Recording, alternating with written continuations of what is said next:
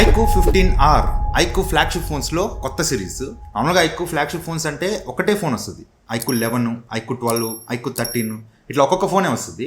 But ఈసారి మాత్రం వీళ్ళు కొత్తగా iQOO 15తో పాటు 15R తీసుకొచ్చారు. ఇది మరీ iQOO 15 అంత కాస్ట్ ఉండదు, కొంచెం తక్కువ రేట్లో మోస్ట్ ఆఫ్ ది ఫ్లాగ్షిప్ ఫీచర్స్ని కవర్ చేసే విధంగా ఈ iQOO 15Rని తీసుకొచ్చారు. సో ప్రైస్ తగ్గింది కాబట్టి వీళ్ళు ఈ ఫోన్లో ఏదైనా కాంప్రమైజ్ చేశారా, ఈ ఫోన్లో ఉన్న మేజర్ పాజిటివ్స్ ఏంటి, నెగిటివ్స్ ఏంటి, ఈ ఫోన్ తీసుకోవచ్చా లేదా, ఇవన్నీ వీడియోలో డీటెయిల్గా మాట్లాడుకుందాం. ఫస్ట్ ఈ బాక్స్ చూసుకుంటే బాక్స్ ఇలా ఉంటుంది. లోపల మనకి అన్ని ప్రొవైడ్ చేస్తుంటారు. లోపల ఫోన్తో పాటు ట్రాన్స్పరెంట్ కేస్ ఉంటుంది, 100 watts adapter, type C to type C cable, ఇది మంచి విషయం. అండ్ ఒక సిమ్ ఇంజెక్టెడ్ పిన్ ఉంది అండ్ ప్రీ అప్లైడ్ స్క్రీన్ గార్డ్తో వస్తుంది. సో బాక్స్లో అన్ని ప్రొవైడ్ చేశారు.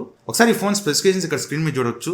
ఒకసారి పాజ్ చేసి చదువుకోండి, మనం ఒక్కోటి డీటెయిల్గా చూసుకుంటూ వెళ్ళిపోదాం. ఫస్ట్లీ ఈ phone in hand feel. First ఈ ఫోన్ పట్టుకోగానే నాకు బాగా నచ్చింది దీని ఫామ్ ఫ్యాక్టర్. మామూలుగా iQOO ఫోన్స్ అన్ని కూడా కొంచెం పెద్ద సైజు ఉంటాయి, 6.7 ఇంచు, 8 ఇంచు అలా పెద్ద సైజ్ ఫోన్స్ ఉంటాయి. ఇది కాంపాక్ట్ అని నేను చెప్పను. కాంపాక్ట్ అంటే 6.1 ఇంచు, 6.2 ఇంచు అలా ఉండాలి. బట్ ఇది రెండింటికి మధ్యలో ఉంటుంది, 6.5 ఇంచ్ డిస్ప్లేతో వస్తుంది. సో మరీ కాంపాక్ట్ ఫోన్లో లేదు, మరీ పెద్ద సైజ్ ఫోన్ వాడుతున్నట్లేదు. చేతిలో చాలా బాగుంది పట్టుకున్నప్పుడు. అండ్ డిజైన్ కూడా కొంచెం చేంజ్ చేశారు. మామూలుగా iQOO ఇక్కడ కెమెరా మాడ్యూల్ అన్నీ ఒకేలా ఉంటాయి. రీసెంట్గా ఒక 4-5 ఫ్లాగ్షిప్ ఫోన్స్ చూసుకుంటే అన్నీ ఒకేలా ఉంటాయి. బట్ ఇది వీళ్ళు కొంచెం డిఫరెంట్గా ఒక 2 కళ్ళు చూస్తున్నట్టు ఇట్లా ఒక పిల్ మాడ్యూల్లో కెమెరాస్ తీసుకొచ్చారు. సో ఇది డిజైన్ కూడా బాగుంది. అండ్ ఇది 2 కలర్స్లో వస్తుంది, black colour and silver colour. Black మీకు కంప్లీట్ సింగిల్ కలర్ ఉంటుంది, బట్ ఇది మీకు గ్రిడ్ డిజైన్తో వస్తుంది. చూడడానికి కొంచెం బ్యాక్ సైడ్ గ్రిడ్స్ బాక్సులు కనిపిస్తుంటుంది. సో లైటింగ్లో పెట్టినప్పుడు ఆ బాక్సెస్ హైలైట్ అవుతూ ఉంటాయి. సో డిజైన్ బాగుంది అండ్ ఇన్ హ్యాండ్ ఫీల్ కూడా బాగుంది. ఇది కంప్లీట్ గ్లాస్ బాడీతో వస్తుంది, చుట్టూ మెటల్ ఫ్రేమ్, అల్యూమినియం ఫ్రేమ్తో వస్తుంది. And front side Scott sensation alpha glass తో వస్తుంది. So design and in hand feel ఈ ఫోన్ చాలా బాగుంది. అండ్ కమింగ్ టు పర్ఫార్మెన్స్, ఇది స్నాప్డ్రాగన్ 8 Gen 5 ప్రాసెసర్ తో వస్తుంది. 8 Gen 5 అనేది మీకు ఫ్లాగ్షిప్ ప్రాసెసర్, మంచి ప్రాసెసర్, చాలా పవర్ఫుల్ ప్రాసెసర్ కాదన్ను. కాకపోతే ఇది లాస్ట్ ఇయర్ లాంచ్ అయిన లైక్ iQOO 13 లో ఉంది కదా స్నాప్డ్రాగన్ 8 Elite ప్రాసెసర్, దానికన్నా కొంచెం తక్కువ పర్ఫార్మ్ చేస్తుంది. అట్లనే ఇదేమి అంత వీక్ ప్రాసెసర్ కాదు, పవర్ఫుల్ ప్రాసెసరే. బట్ 8 Elite కన్నా కొంచెం తక్కువ. మీరు 8 Gen 5 అంటే 8 Gen 4 కన్నా ఎక్కువ అని ఎక్స్పెక్ట్ చేయొద్దు. ఇది 8 Gen 4 అంటే 8 Elite కన్నా కొంచెం తక్కువ పర్ఫార్మ్ చేస్తుంది. బట్ స్టిల్ ఇది ఒక ఫ్లాగ్షిప్ ప్రాసెసరే. దీని AnTuTu bench mark score company claim చేయడం 3.5 మిలియన్ ప్లస్ అంటున్నారు. నాకైతే అరౌండ్ 2.5 మిలియన్ దాకా వచ్చింది. బట్ స్టిల్ మంచి స్కోర్సే. అండ్ దీంతో పాటు వీళ్ళు సూపర్ కంప్యూటింగ్ చిప్ Q2 తీసుకొచ్చారు. ఈ Q2 చిప్ మీరు iQOO 13 లో చూసారు, సేమ్ అదే చిప్ ని దీనిలో కూడా చూడొచ్చు. సో ఇదేం చేస్తుందంటే డిస్ప్లేలో అడిషనల్ ఫ్రేమ్స్ జనరేట్ చేసి మీరు గేమింగ్ ని 144 FPS లో ఆడడానికి ఇది హెల్ప్ చేస్తుంది. సో జనరల్ యూసేజ్ కి ఈ ప్రాసెసర్ మోర్ దెన్ ఎనఫ్, ఈజీగా హ్యాండిల్ చేస్తుంది. ఈవెన్ గేమింగ్ కూడా ఇది బాగా హ్యాండిల్ చేస్తుంది. ఇది BGMI super smooth ultra extreme support చేస్తుంది, అంటే 120 FPS సపోర్ట్ చేస్తుంది. అండ్ గెన్షిన్ ఇంపాక్ట్ అయితే 60 FPS సపోర్ట్ చేస్తుంది. అండ్ గేమింగ్ ఫీచర్స్ కూడా ఎప్పటిలాగా iQOO చాలా గేమింగ్ ఫీచర్స్ ఇస్తుంది. దీనిలో కూడా అన్ని ఇచ్చారు, like monster mode and super resolution దీన్ని ఎక్స్ట్రీమ్ పెట్టుకోండి. అండ్ సూపర్ ఫ్రేమ్ రేట్ దీన్ని ఎక్స్ట్రీమ్ పెట్టుకుంటే 144 FPS లో మీరు గేమ్స్ ఆడుకోవచ్చు. And gaming features like voice changer, 4D vibration, motion control, ఈ స్పోర్ట్ మోడ్, బైపాస్ ఛార్జింగ్, ఇట్లా చాలా వరకు గేమింగ్ ఫీచర్స్ ని వీళ్ళు ప్రొవైడ్ చేస్తారు. సరే ఇవన్నీ కాదు, గేమ్ ఆడుతున్నప్పుడు ఎలా అనిపించింది అంటే నాకైతే చాలా మంచి ఎక్స్పీరియన్స్ అనిపించింది. గేమింగ్ పర్ఫార్మెన్స్ అసలు డౌటే లేదు, చాలా బాగుంది. iQOO ఫోన్స్ లో ఎప్పుడు గేమింగ్ పర్ఫార్మెన్స్ చాలా బాగుంటుంది. వీళ్ళు కూడా చాలా బాగా తీసుకొచ్చారు. ఇక ఫ్లాగ్షిప్ ప్రాసెసర్ కాబట్టి గేమింగ్ ఈజీగా ఆడుకోవచ్చు. ఎక్కడ మీకు మైనర్ ఫ్రేమ్ డ్రాప్స్ కానీ ల్యాగ్స్ కానీ ఏం నోటీస్ చేయరు. చాలా స్మూత్ గేమ్ ప్లే ఉంటుంది. గేమింగ్ ఖచ్చితంగా మీరు ఎంజాయ్ చేస్తారు. ఇది మరీ కాంపాక్ట్ సైజ్ ఫోన్ కాదు కాబట్టి మీరు గేమ్ ఆడుతున్నప్పుడు కూడా మీ ఫింగర్స్ ఏం అడ్డం వచ్చేసి డిస్ప్లే కవర్ అయిపోవడం ఇట్లాంటి ఇష్యూస్ కూడా ఏం లేవు. సో గేమింగ్ మాత్రం ఇది చాలా బాగా హ్యాండిల్ చేస్తుంది. ఈవెన్ గెన్షిన్ ఇంపాక్ట్ కూడా ఆడాను, అక్కడ కూడా ఎక్కడ ఫ్రేమ్ డ్రాప్స్ కానీ ల్యాగ్స్ కానీ నోటీస్ చేయాల. చాలా స్మూత్ గేమ్ ప్లే. నాకైతే దీనిలో గేమింగ్ పర్ఫార్మెన్స్ చాలా బాగా అనిపించింది. బట్ హీటింగ్, దీనిలో వీళ్ళు 6500 mm² vapour chamber cooling system use చేశారు. బట్ BGMI ఆడుతున్నప్పుడు ఒక 1 hour BGMI ఆడిన తర్వాత నాకు వచ్చిన పీక్ టెంపరేచర్ 44.4 degrees వచ్చింది. అప్పుడు రూమ్ టెంపరేచర్ ఎంత అంటే 30 degrees ఉంది. 30 degrees రూమ్ టెంపరేచర్ లో 44.4 degrees వచ్చింది. అండ్ బ్యాక్ సైడ్ 42-43 మధ్యలో ఉంది. అండ్ ఇది మెటల్ ఫ్రేమ్ కాబట్టి ఫ్రేమ్ కూడా బాగా కాలుతుంది. ఫ్రేమ్ దగ్గర చెక్ చేసిన అరౌండ్ 42-43 degrees దాకా ఫ్రేమ్ కూడా హీట్ అవుతుంది. సో దాన్ని బట్టి క్యాలిక్యులేట్ చేసుకోండి సమ్మర్లో ఎలా ఉంటుందని. ఆల్రెడీ సమ్మర్ స్టార్ట్ అయిపోయింది, ఎండలు భయంకరంగా ఉన్నాయి. సో సమ్మర్ స్టార్టింగ్ లోనే ఈ విధంగా టెంపరేచర్స్ ఉన్నాయంటే మీరు పీక్ సమ్మర్ లో బయట కూర్చొని ఆడితే మాత్రం ఫోన్ విపరీతంగా హీట్ అవుద్ది. అది ఏ ఫోన్ అయినా కామనే, ప్రతి ఫోన్ హీట్ అవుద్ది. సో ఖచ్చితంగా ఒకవేళ మీరు సమ్మర్ టైంలో ఆడేటప్పుడు ఖచ్చితంగా ఫ్యాన్ వేసుకోవడం, ఏసీ వేసుకోవడం ఖచ్చితంగా చేసుకోండి. డైరెక్ట్ గా బయటకు వచ్చి ఎండలో కూర్చొని ఆడొద్దు ఫోన్. సో ఫోన్ అయితే ఓవర్ ద టాప్ హీట్ అవ్వట్లా, టెంపరేచర్స్ కంట్రోల్లోనే ఉన్నాయి. ఇవి కామన్ టెంపరేచర్సే. కాకపోతే హీట్ అయినప్పుడు మీకు గేమింగ్ లో థ్రాట్లింగ్ కానీ ఎక్కడ గేమ్ ఆగిపోవడం, స్ట్రక్ అయిపోవడం ఇట్లాంటి ఇష్యూస్ ఏం లేవు. CPU థ్రాట్లింగ్స్ లేవు, బాగానే హ్యాండిల్ చేస్తుంది. సో పర్ఫార్మెన్స్ అయితే దీనిలో ఖచ్చితంగా సాటిస్ఫై అవుతారు. అండ్ దీనిలో LPDDR5X అల్ట్రా ర్యామ్ యూజ్ చేశారు అండ్ UFS 4.1 స్టోరేజ్ తో వస్తుంది. సో ర్యామ్ అండ్ స్టోరేజ్ కూడా బాగానే తీసుకొచ్చారు. అండ్ కమింగ్ టు డిస్ప్లే, ఇది 6.59 ఇంచెస్ 1.5K AMOLED డిస్ప్లే తో వస్తుంది. 144 Hz రిఫ్రెష్ రేట్ సపోర్ట్ చేస్తుంది. ఈ 144 Hz అనేది ఓన్లీ గేమ్స్ ఏదైతే BGMI ఇట్లాంటి గేమ్స్ ఉంటాయో వాటిలో మాత్రమే వస్తుంది 144 Hz. నార్మల్గా మీరు ఫోన్ యూజ్ చేస్తున్నప్పుడు మాక్సిమం మీకు వచ్చేది 120 Hz. అండ్ దీనిలో యూజ్ చేసిన డిస్ప్లే ప్యానల్ కూడా LTPS ప్యానల్ యూజ్ చేశారు. LTPO కాదు, LTPS ప్యానల్. ఈ LTPS ప్యానల్ ఏం చేస్తుందంటే మీరు డిస్ప్లేని యూజ్ చేయకుండా ఉన్నప్పుడు డిస్ప్లే రిఫ్రెష్ రేట్ తగ్గిస్తుంది. లైక్ 120 నుంచి 90కి కానీ 60కి కానీ తగ్గిస్తుంది.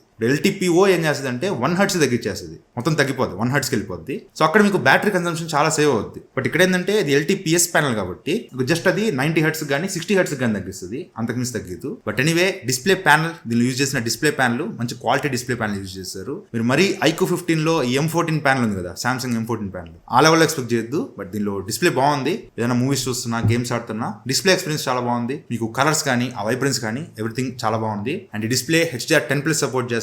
నెట్ఫ్లిక్స్ అండ్ అమెజాన్ ప్రైమ్ లో HDR వీడియోస్ చూసుకోవచ్చు. సో ఓవరాల్ డిస్ప్లే క్వాలిటీ అయితే బాగుంది. ఈవెన్ బ్రైట్నెస్ కూడా హై బ్రైట్నెస్ మోడ్ ఇది అరౌండ్ 1000 nits దాకా వస్తుంది. Peak brightness HDR content stream చేస్తున్నప్పుడు అరౌండ్ 2500 nits దాకా వెళ్తుంది. మంచి విషయమే. ఈవెన్ సన్లైట్ విజిబిలిటీ, డైరెక్ట్ గా సన్లైట్ లోకి వెళ్ళినా కూడా మీకు డిస్ప్లే చాలా బాగా కనిపిస్తుంది. సో డిస్ప్లేలో నాకైతే మేజర్ ప్రాబ్లమ్స్ ఏం కనిపించలా. అండ్ ఈవెన్ సౌండ్ కూడా ఇది స్టీరియో స్పీకర్స్ తో వస్తుంది. స్టీరియో సెపరేషన్ బాగుంది. ఆడియోలో క్వాలిటీ కానీ ఆడియో లౌడ్నెస్ కానీ ఎవ్రీథింగ్ బాగుంది, ఇబ్బంది లేదు. అండ్ కమింగ్ టు బ్యాటరీ, ఇది 7600 mAh బ్యాటరీతో వస్తుంది. 100 watts ఫాస్ట్ ఛార్జింగ్ సపోర్ట్ చేస్తుంది. బాక్స్ లోనే 100 watts ఛార్జర్ ఇచ్చి ఉంటారు. దాన్ని బట్టి ఛార్జ్ చేస్తే 0 to 100% అరౌండ్ 1 hour లో ఛార్జ్ అయిపోయింది. And battery discharge screen time చూసుకుంటే నేను కొంచెం హెవీగానే యూజ్ చేశాను. డేటా మీద ఫుల్ బ్రైట్నెస్ పెట్టి కంటిన్యూస్ గా ఫోన్ యూజ్ చేస్తే నాకు అరౌండ్ 9 hours స్క్రీన్ టైం వచ్చింది. ఇంకా 14% బ్యాటరీ మిగిలింది. సో బ్యాటరీ ఆటోమేషన్ బాగా చేశారు. ఆఫ్ కోర్స్ బ్యాటరీ కెపాసిటీ ఎక్కువ కాబట్టి బ్యాటరీ లైఫ్ బాగానే వస్తుంది. దీనిలో ఈజీగా 1 day ఈజీగా వచ్చేస్తుంది, ఇబ్బంది లేదు. And cameras, back side 50 MP main camera, Sony LYT-700V sensor తో వస్తుంది. ఆప్టికల్ ఇమేజ్ స్టెబిలైజేషన్ సపోర్ట్ చేస్తుంది. And 8 MP ultra wide angle camera ఉంటుంది. ఫ్రంట్ 32 MP కెమెరా ఉంటుంది. Back side 8 MP ultra wide angle camera. ఇది అంత సూపర్ గా ఏం లేదు, చాలా యావరేజ్ గా వస్తుంటాయి. డేలైట్ పర్ఫార్మెన్స్ కానీ లోడెడ్ పర్ఫార్మెన్స్ కానీ కొంచెం యావరేజ్ గా వస్తుంటాయి. అసలు అది మర్చిపోండి. 8 MP camera. Back side main camera 50 MP main camera. Lighting బాగున్నప్పుడు మెయిన్ కెమెరా యూజ్ చేసి 1x లో అండ్ 2x లో ఫొటోస్ తీసుకోవచ్చు. ఈ 2x అనేది డిజిటల్ జూమ్, మెయిన్ కెమెరాని కొంచెం జూమ్ చేస్తుంది. బట్ 1x ఫొటోస్ కానీ 2x ఫొటోస్ కానీ బాగానే వస్తున్నాయి. లైటింగ్ బాగున్నప్పుడు ఓకే డీసెంట్ ఫొటోస్ క్యాప్చర్ చేస్తుంది. ఈవెన్ పోర్ట్రేట్ షాట్స్ అయితే 1x, 1.5x, 2x 3 different focal లెంత్ల్లో పోర్ట్రేట్ షాట్స్ తీసుకోవచ్చు. ఇవి కూడా బాగానే వస్తున్నాయి. లైటింగ్ బాగున్నప్పుడు మీకు ఫొటోస్ అయితే ఓకే. కాకపోతే ఫొటోస్ లో ఆ డిజిటల్ జూమ్ ఫొటోస్ ఉన్నాయి కదా, 1.5x కానీ 2x కానీ, వాటిలో జూమ్ చేస్తే మీకు అంత డీటెయిల్స్ కనిపించట్లా. ఫేస్ అంతా కొంచెం స్మూత్ గా కనిపిస్తూ ఉంది, పెద్దగా డీటెయిల్స్ తీసుకోవట్లేదు. ఈవెన్ లోలెట్ లో కూడా మీకు 1x ఫొటోస్ కానీ 2x ఫొటోస్ కానీ లైటింగ్ ప్రాపర్ గా ఉండి సఫిషియెంట్ లైటింగ్ ఉంటే ఫొటోస్ బాగానే వస్తున్నాయి. బట్ జూమ్ చేసినప్పుడు మాత్రం మీకు అంత డీటెయిల్స్ ఉండవు, కొంచెం ఫేస్ కొంచెం స్మూత్ గా కనిపిస్తూ ఉంటుంది. ఈవెన్ పోర్ట్రేట్ షాట్స్ లో కూడా 1x కానీ 1.5x, 2x అన్ని కూడా ఓకే డీసెంట్ ఫొటోస్, లైటింగ్ బాగున్నప్పుడు డీసెంట్ వస్తున్నాయి. కాకపోతే మీరు మరీ లో లైటింగ్ లో, లైటింగ్ తక్కువ ఉన్న ప్లేసెస్ లో ఫొటోస్ తీసుకుంటే మాత్రం మీకు అంత డీటెయిల్స్ ఉండవు, ఫేస్ అంతా చాలా స్మూత్ గా కనిపిస్తుంటుంది. సో సఫిషియెంట్ లైటింగ్ ఉంటే మాత్రం ఈవెన్ నైట్ టైమ్ లో కూడా మీకు ఫొటోస్ బాగానే వస్తున్నాయి. కాకపోతే video department back camera use చేసి 4K 60 FPS లో వీడియోస్ రికార్డ్ చేసుకోవచ్చు. వీడియో ఒకటి నాకు అంత సాటిస్ఫైడ్ అనిపించలేదు, ఎందుకంటే దానిలో ఆ డైనమిక్ రేంజ్ కరెక్ట్ గా తీసుకోవట్లా. అండ్ కాంట్రాస్ట్ లెవెల్స్ కానీ బ్లాక్ పాయింట్స్ కానీ ఏదో కొంచెం అటు ఇటు అయినట్టు అనిపిస్తుంది. అవుట్పుట్ అంత బాగా తీసుకోవట్లేదు. నాకు వీడియో క్వాలిటీ డే టైంలో అంత బాగా అనిపించలేదు. ఈవెన్ లో లైటింగ్ లో కూడా వీడియో క్వాలిటీ నాకు అంత సూపర్గా అనిపించలేదు, కొంచెం డీటెయిల్స్ మిస్ అవుతున్నాయి. అండ్ డైనమిక్ రేంజ్ కూడా కరెక్ట్గా లేదు.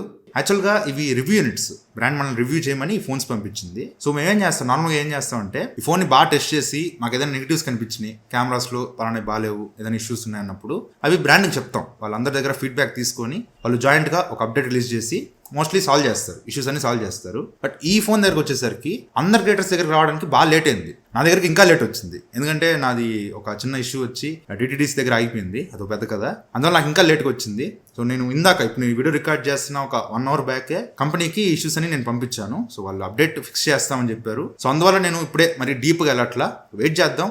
అప్డేట్ ఇచ్చి ఫిక్స్ చేస్తే మాత్రం నేను సెపరేట్గా iQOO 15R మీద ఒక కెమెరా రివ్యూ సెపరేట్గా చేస్తాను. లేదనుకుంటే OnePlus 15Rతో కంపారిజన్ కూడా తీసుకొస్తా, దానిలోనే మనం డీటెయిల్గా మాట్లాడుకుందాం. సో ఈ వీడియోలో ఇష్యూస్ కూడా నేను బ్రాండ్కి సెండ్ చేశాను, చూద్దాం. ఇవన్నీ అప్డేట్ ఇస్తే మాత్రం ఇంకా మనం డీటెయిల్గా మాడుకోవచ్చు. బట్ ఇప్పటికి యాజ్ ఆఫ్ నౌ ఎప్పటికీ ఉండే ఒక ఇష్యూ ఏంటంటే దీనిలో పోర్ట్రేట్ వీడియో లేదు, అంటే బ్యాక్గ్రౌండ్ బ్లర్ చేసుకుని వీడియో రికార్డ్ చేసుకునే ఆప్షన్ దీనిలో తీసుకురాలేదు. సో అదొకటి ఇచ్చుంటే ఇంకా బాగుండేది. అండ్ ఫ్రంట్ కెమెరా చెప్పడం మర్చిపోయా, ఫ్రంట్ 32 మెగాపిక్సెల్ కెమెరాతో వస్తుంది.